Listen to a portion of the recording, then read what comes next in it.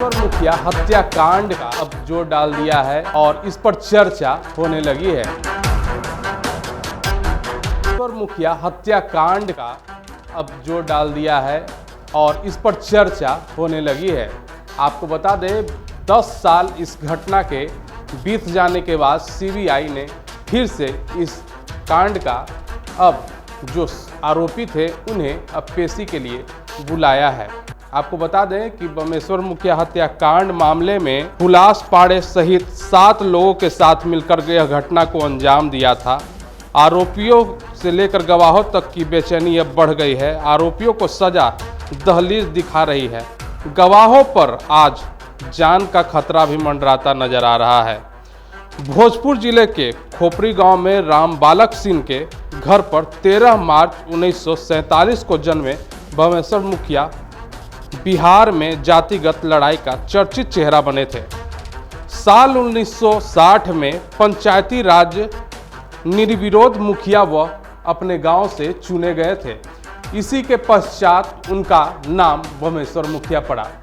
हालांकि आपको बता दें कि 1994 में रणवीर सेना की बमेश्वर मुखिया ने स्थापना की थी, जिसके बाद वह एक सेना लेकर के अपनी जातियों के लिए लड़ने के लिए मैदान में उतर गए थे। आपको बता दें कि 1 जून 2012 को बमेश्वर मुखिया की हत्या की गई थी और हत्या के बाद आज 10 साल बीत जाते हैं और सीबीआई कोर्ट में चार्जशीट ने एक बार फिर बिहार के बहुचर्चित बमेश्वर मुखिया मर्डर को ताज़ा कर दिया है।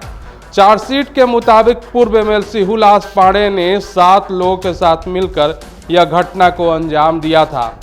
आपको बताते चलें कि जब बमेश्वर मुखिया की मॉर्निंग वॉक के दौरान ही उनके घर के पास हत्या कर दी गई थी। उनकी उम्र उस समय 70 साल की थी। गोलियों से उन्हें मॉर्निंग वॉक के दौरान छल्ली कर दिया जाता है, जिसके पश्चात आरा से लेकर के पटना में आक्रोश फैल जाता है। घटना ऐसी बिहार पुलिस को 1 साल में कोई सुराग नहीं मिला था। सीबीआई को तह तक पहुंचने में आज 10 साल लग चुके हैं और अभी भी तह तक सीबीआई नहीं पहुंच पाई है। आपको बता दें कि जब बमेश्वर मुखिया की मर्डर हुई थी उस समय के डीजीपी अभयानंद थे। अभयानंद डीजीपी थे और उस समय जब बमेश्वर मुखिया की हत्या हुई थी, आपको बता दें कि विरोध के बीच शव का पोस्टमार्टम कराया गया। दूसरे दिन शव यात्रा से पटना को आरा से पटना लाया गया। आपको बता दें कि आरा से पटना जब उनके बमेश्वर मुखिया के शव को लाया जा रहा था, उस समय जो लोग थे पूरी बहुत भारी संख्या में रोड पर मौजूद थे और जो आरा से पटना का आने वाला रोड था वह 1 वे हो गया था और सिर्फ जन सैलाब ही उनकी शव यात्रा में दिख रहा था।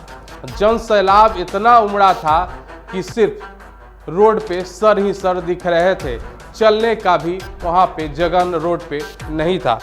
आपको बताते चले कि बमेश्वर मुखिया और हुलास पाड़े एक ही जिला से आते हैं और एक ही जिला और एक ही जाति से भी आते हैं। दोनों का जो कास्ट है दोनों ही भूमियार जाति से आते हैं, एक ही समाज से आते हैं।